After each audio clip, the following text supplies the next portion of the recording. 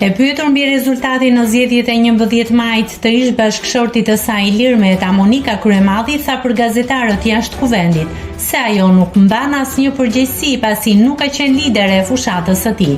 Të vetmen keqardhje që kam është që njerëzit ndihen më të varfër dhe të pakënaqur, por kur vjen puna, kutit dalin në favor të qeverisë. Nuk shoh përgjegjësi të madhe, s'kam qenë lider e fushatës së tij, kam qenë një ndër personat që kërkon këtë vot, tha Kryemadhi.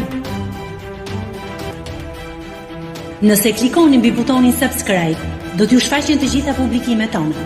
Ju ftoj t'i bëni subscribe kanalit, të pëlqeni videot dhe të lini komentin tuaj.